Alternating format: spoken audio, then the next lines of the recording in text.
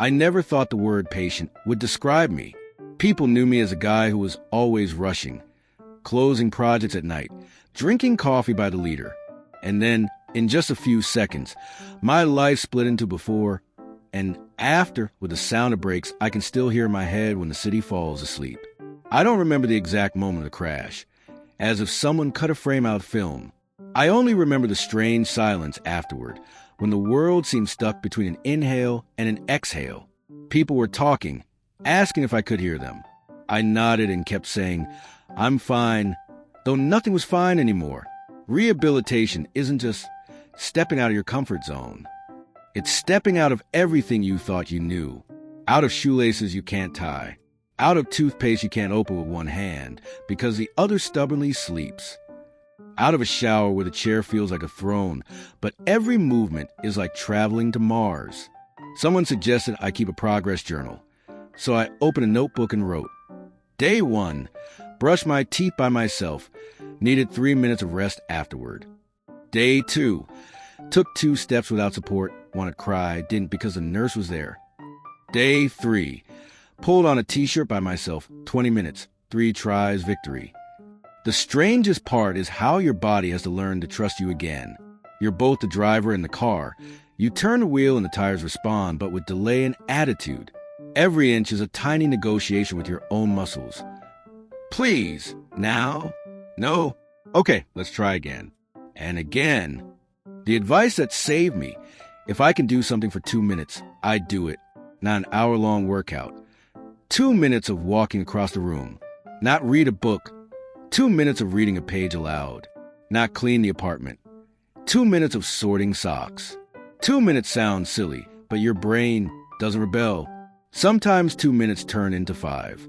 Sometimes not, and that's fine. I have 3 real angels. My friend Max, who can joke when I'm ready to cry. My coworker Anya, who can structure chaos.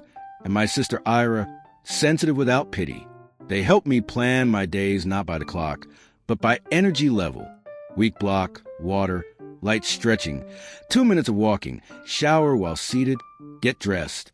Medium block, 10 to 15 minutes of exercises, 10 minutes of emails, none from toxic people, a short walk to the front door and back. Quiet block, music, stretching, a journal entry of 3 small wins, and minimal screen time.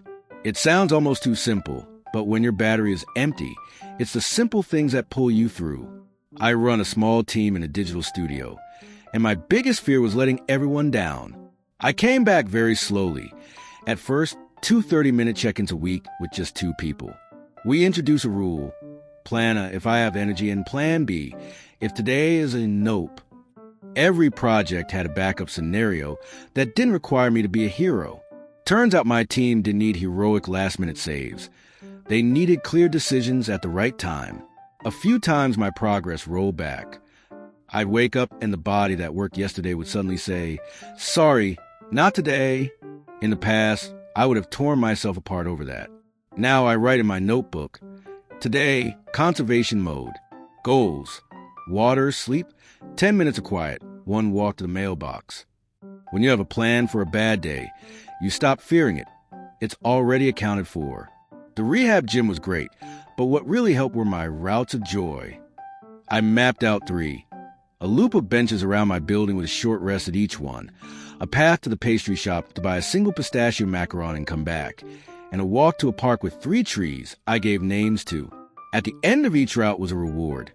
Sit in the sun for a few minutes, listen to 1 song, eat half the macaron, save the other half for evening. It sounds trivial. It works. The hardest part was answering people's endless "How are you?" I built a universal reply. "Today's okay. Thanks." Small steps, learning not to rush. And I made my own rule: 1 contact a day. I text or call 1 person without waiting for them to reach out. It keeps me connected. I used to be obsessed with records, steps, heart rate, sprints. After the accident, when my watch showed pitiful numbers, I felt ashamed. Ashamed of what? Being alive? I deleted all my goals and kept just 1: get up and go into the light. For a few weeks, I deliberately tracked nothing.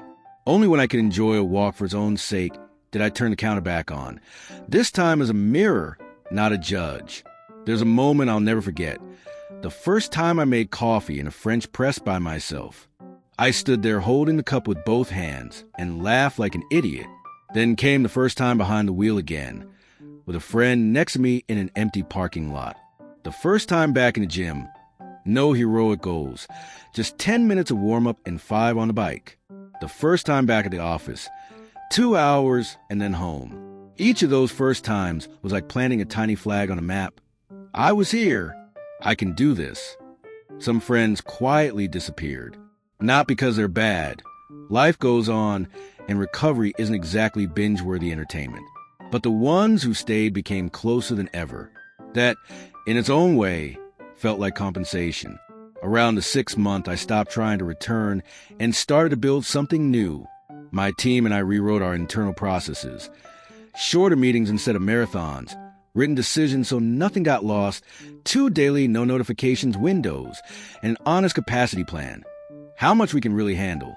Not how much looks good on a slide deck. We launched our product slowly, without fireworks, and the feedback we got was, it feels calm. For me, that sounded like a medal. Bad days haven't disappeared. But instead of asking, why again? I ask, what's draining me today? And I give myself 3 things. Water, sleep, 10 minutes of quiet, and one small joy, a favorite song in my headphones, a piece of chocolate, 5 minutes of meditation with a timer. A bad day doesn't turn good, but it stops feeling endless. After the accident, I was scared of crosswalks, intersections, even loud voices. My brain read them all as danger. I stopped pretending everything was fine. If I'm scared, I say, give me 30 seconds to breathe. People react normally. The world, it turns out, is more patient than I ever imagined. A year later, I can see what really changed. I still plan my days by energy blocks, not by hours. I'm still a fan of the 2-minute rule. I work fewer hours, but get more done because I don't tear myself apart when things aren't perfect. I sleep better and guard my rest like a contract. I let myself enjoy small things without shame.